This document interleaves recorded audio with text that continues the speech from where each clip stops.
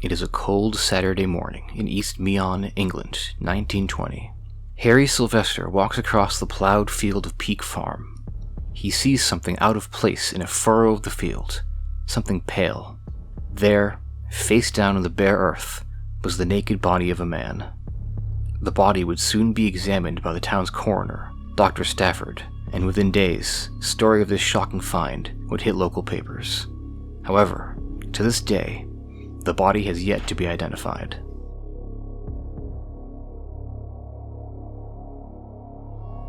Police and volunteer citizens combed the farm, the roads, and the nearby wooded areas for clues. On a road beneath a nearby railway viaduct, blood was found. More blood was found on the wooden fence that led around Peak Farm. Naked footprints were noted in the soil, and near where the body laid were the indentations of knees hitting the dirt. The man had walked here, under the bridge, possibly from West Meon. He had climbed the fence, stumbled through the field, and collapsed.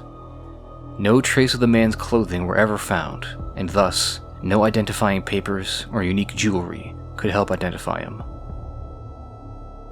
Dr. Stafford described the body to papers as a Caucasian man, roughly 5 foot 8 inches tall. He was in his mid-30s, likely not much older than 40. Well-nourished, but slim.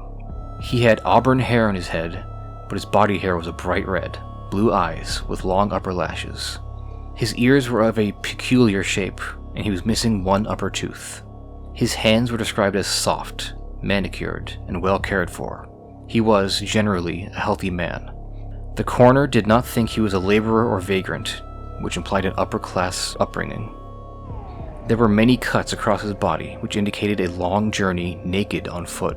There were abrasions on the front of both legs, and a wound on the sole of his left foot.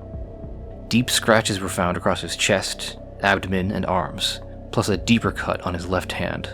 These injuries imply the man walked through bushes and undergrowth, or possibly had to struggle across a barbed wire fence. Dr. Stafford suggested death by exposure, and there was no evidence of foul play, no puncture wounds from knife or gunshot, and no indication of poisoning. A photograph of the body was circulated throughout England in an attempt to identify the man, although it doesn't seem to exist online or in any newspaper archive. Articles about the case ran in the papers for several months after the initial discovery, but no new clues were ever presented. The most common theory, at the time, was that someone had escaped the local asylum, but there were none within walking distance of Peak Farm, and the disappearance of an inmate would have surely been noted in the following months. Peak Farm was near a major road, which makes it entirely possible that he was dumped onto the side of the road, naked, late at night, possibly drunk or otherwise disoriented. 2 locals reported that a car was heard to enter the area, stop, and leave late the previous night. The night was described as being very cold, so without the aid of a car, it's very unlikely that anyone could have walked all the way, naked, from any local town. If the man got there by car, then he could essentially have come from anywhere, as local trains did run all the way across England.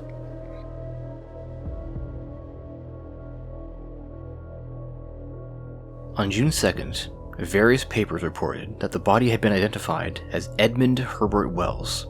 Mabel Wells, his wife, came forward to the police that she recognized her husband from the photo that had been circulating.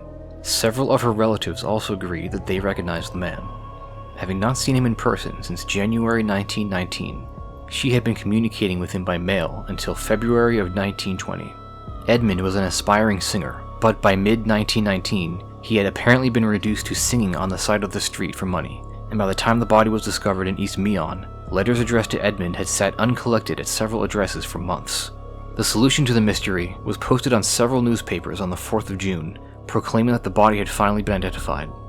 However, almost immediately there were retractions, with the Hampshire Telegraph hastily including a correction in that very same issue. You see, Edmund's mother had come forward.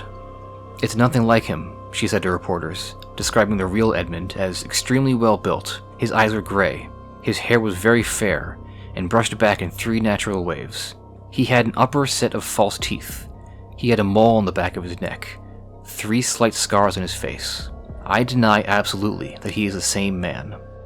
The same newspaper story also states that someone in London knew that a man named Edmund Herbert Wells had sung in Bournemouth in April, and he was also allegedly spotted in Pernath in the same month.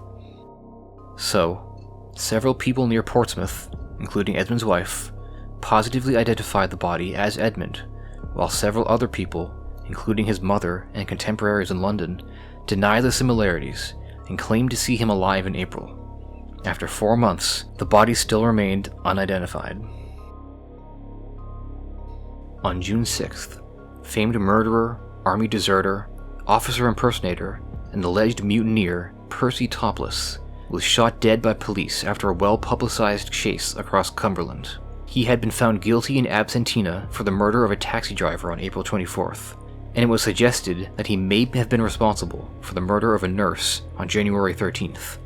A newspaper article on June 11th proposed a tantalizing theory by suggesting that Percy Toplis could also be the murderer of the unidentified man found in East Meon. It's not an impossibility. The murder of the taxi driver for which he was convicted took place in Andover, very close to East Meon, though separated of course by 2 months. His diary also mentioned him going to Winchester and Southampton, though exact dates may not be known. He was likely in or around the area at the time, and a few people in the Meon Valley reported seeing someone of his description in town. This idea is, however, likely a reach at best, and an attempt at sensationalism at worst.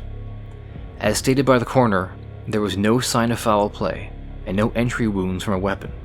George Spicer, the Andover taxi driver murdered in April, was killed by gunshot wound, and Florence Shore, the nurse killed in a train car in January, was killed by physical trauma to the head with clear signs of an attack. The coroner did not mention any bruising, broken bones, or any signs of an attack or struggle on the body of the unknown man. It's entirely possible that, at gunpoint, the man was threatened by Toplis, or anyone, really, to strip and leave the car near Peak Farm, whereupon he stumbled off the road on a dark, cold night until dying of exposure. But there's no reason to suspect Toplis in particular, except that he was a dangerous person in South England at the time. Even if Toplis was the murderer, that would still leave unanswered the most burning question. Who was this man? Where did he come from? As said, a photograph of the man's body was apparently circulated throughout England in an attempt to identify him, but that limits the scope of who he could be. If he was indeed a man of upper-class upbringing, as in, a man with money, then he could, feasibly, be from basically anywhere in the world. Major roads run near East Meon, and especially its nearby towns, through which run trains that lead all the way down to Southampton, and all the way up to London. These 2 ports connect England to the rest of the world. Ships arrived in various ports the previous 2 days from distant places like Spain, Argentina, Denmark, and America, and one ship arrived on the 8th that came all the way from Japan. International missing person reports from the 1920s are not easy to browse, but I could not find anyone matching the body's description in any online database. So, with dead-end searches of international boat shipments, a questionable claim by a supposed widow, and the accusation of murder by a man who can never offer further insight, we end where we started. A body found in a field that no one can explain. Was he murdered, or was he unwell? Did his photograph or description not get to the right people, or did the people who might recognize him not want him identified? Did he get to Peak Farm by train or car, or did he teleport? In his 1931 book, Lo, foundational paranormal researcher Charles Fort mentions this unexplained body in a discussion about teleportation, alongside citations of stories about disappearing children and wild men. Could this unidentified person be someone who simply appeared in England after disappearing without a trace somewhere in the world? Is it absolutely impossible that someone may take a wrong turn somewhere, slip into the Super-Sargasso Sea, into which all lost things fall, and find themselves suddenly naked on a cold night in the middle of an English farm? We might never know. Let me know if you have any theories or leads on this old, forgotten mystery. It should be stated that although I was brief regarding the full story of Percy Toplis, his full story is more nuanced, and there are questions bordering on the conspiratorial regarding the legitimacy of the crimes he was tried and killed for. That's an entirely different topic, but I didn't want it to go unacknowledged. If this video does well, I hope to do more in the future about some lesser known mysteries. Until next time, take care of yourself.